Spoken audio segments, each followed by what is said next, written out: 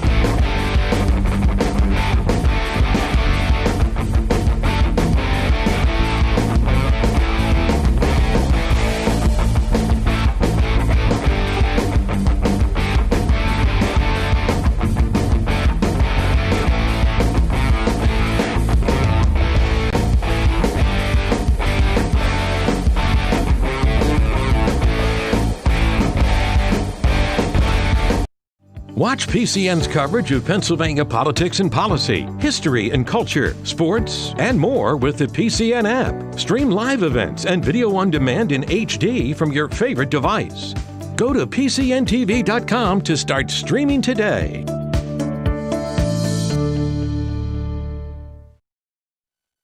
The following is a PCN Sports presentation.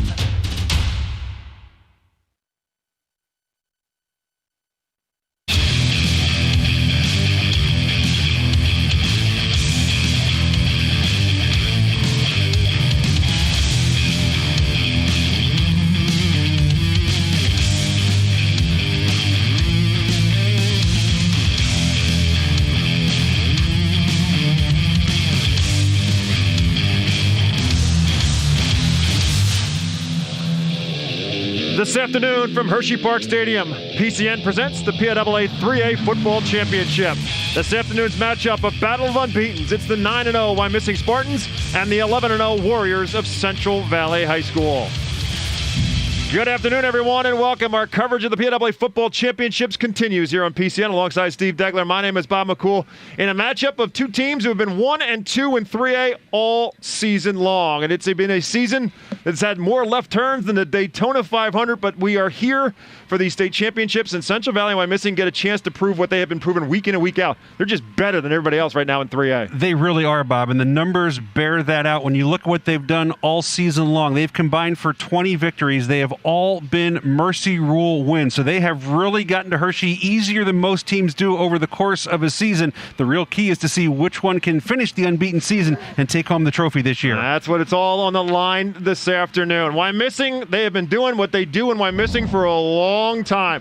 Bob Wolfram has been there since the 1980s, first as an assistant coach and now 34 seasons as a head coach. All he's done is win 322 games. He has lost 84 times and one tie. That 322 wins, by the way, is 11th best all time in the state of Pennsylvania for high school coaching victories. And one of the things that the Spartan coaching staff did a season ago is they turned a pulling guard into a Brahmin bull as a fullback in Evan Nydrowski. What a good move. And when you win 322 games, you make moves like this. This guy is an absolute monster. He's 6'2", 240 pounds. Now, Wyomissing runs the wing T, so they spread the ball around. There's a lot of balance, not that one key back. He still has nearly 600 yards in 9 games, 7 yards per carry and 9 touchdowns. He really makes his mark on the other side of the football. This is a defense that has allowed just 5 points per game this year and has posted 5 shutouts. He is a linebacker, and as Coach Wolfram said, whether he has the ball or whether he's looking for the guy with the ball, he just loves to hit somebody. He does do that indeed.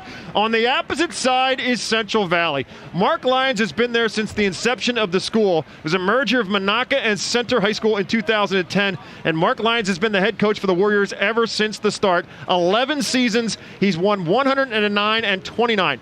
2 of those losses are in state championships in 2014 and a season ago. Last year, they lost to Wyoming area in this AAA state championship. They've got revenge in their mind because they've got a lot of players back from a season ago. One of the positions they had to replace was at tailback, but Landon Alexander has done pretty well as a first-year starter. They haven't dropped a step at all. He has been really impressive. Just a junior, 5'11", 180 pounds, so he has good size. He's rushed for over 1,300 yards in 11 games, averaging 12 yards per carry. He scored 15 rushing touchdowns. He has reached 100 yards in a game 6 times this year, and watch him as a receiver, too. He has only 5 catches, but he averages 30 yards per reception, and 3 of the 5 catches have gone for touchdowns, so he's a weapon there as well. Coach Lyons said he has impeccable vision, and he can cut on a dime. He is going to be a real test for the Wyomissing defense here this afternoon. We're going to find out the terms of where they're from. Well, as we mentioned, Central Valley is from Monaca in Beaver County. They are the WPIAA champions, winning it for the 2nd straight year in a row. Wyomissing, the District 3 champions, they are from Berks County. They are the only team who's ever won a state championship coming out of Berks County when they won it in 2012. So there's some pedigree here, but again, it really is all a brand new season each and every year for the state championships. But I think one of the key components, we've talked about these 2 teams just being better than everybody else they played all season long. We certainly expect 4 solid quarters of football today, and we'll see how these 2 teams respond because they haven't had to play a whole lot of 4 quarters of football. No, they haven't. They haven't had to play a full game because of all the mercy rule victories, that is for sure. And even if they lose or losing today, you can't panic. It's not the end of the world. The question is, if things aren't going your way like you're used to them, how do you respond to that little bit of adversity? And I think these 2 teams are good enough that it really should not bother them over the course of the game today. Well, the path in terms of the postseason, the Wyomissing Spartans beat an old familiar rival in Middletown for their District 3 championship. 2nd straight year they were able to do that. And then they took on District 2 champion Lakeland, 47-0. Then they took on District 4 champion Danville, 44-14. You get the idea. For Central Valley, they won the District 7 championship for the 2nd straight year in a row as well. And they beat Elizabeth Forward, 35-0. Then they took on District 5 champion Bedford, and the final score, 49-20. So the idea is simple. They may go about it in very different ways. Central Valley has some explosive players who can score and spot on a dime and move down the field very quickly. Wyomissing is not built that way. What they are is slow and methodical. Mark Lyons in Central Valley has not played a wing T team, and not many run it like Wyomissing does. He's not too unsure, though, because last week against Bedford, they saw similar type formations, even though Bedford ran option out of it. So they've tried to replicate the wing T as much as they can in practice.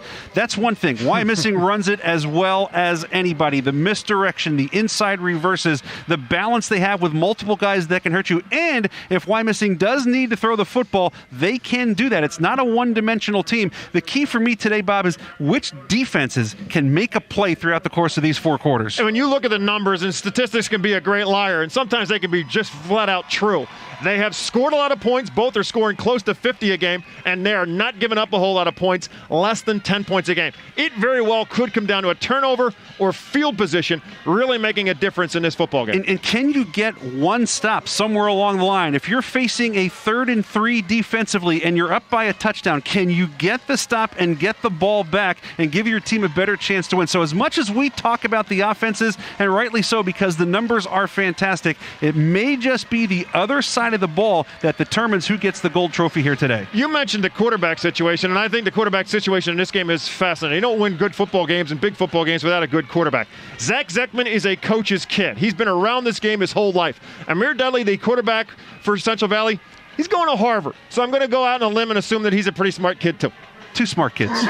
No question about it. Zekman was a guy who was hurt in the season opener for Wyomissing last year, didn't play the rest of the season. He really runs this offense well, but don't think all he does is hand the ball off, because he can definitely hurt you. And when you've got a guy who's going to Harvard who's running your offense, I think you're in pretty good hands. Again, there are just so many weapons on these two teams. They just go about it in different fashions. They absolutely do in terms of the style of play, but in terms of the results, obviously they have been very methodical in their style of play. It's the Wyomissing Spartans, again, running a wing T. Central Valley will spread it out a little bit. They'll use 3 and 4 receivers, but there's a key component in terms of an injury for Central Valley. Stephon Hall, who's committed to Pitt, more so in what he can do defensively. They used him as a free safety. As Mark Lyons said before, look, he's going to Pitt, so obviously he's a pretty good football player, but he just did so many good things for us defensively. Again, Wyomissing doesn't throw the football a lot, but Zekman will pick his spots and he'll make something happen, and so that's certainly something to keep an eye on. We rise for the playing and singing of our national anthem and get you set for the 3A Football State Championship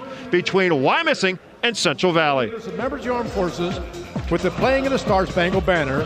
They played by the Central Valley Warrior Marching Band under the direction of Amanda Paletti and Tori Patala. Ladies and gentlemen, we present with pride and much gratitude our national anthem.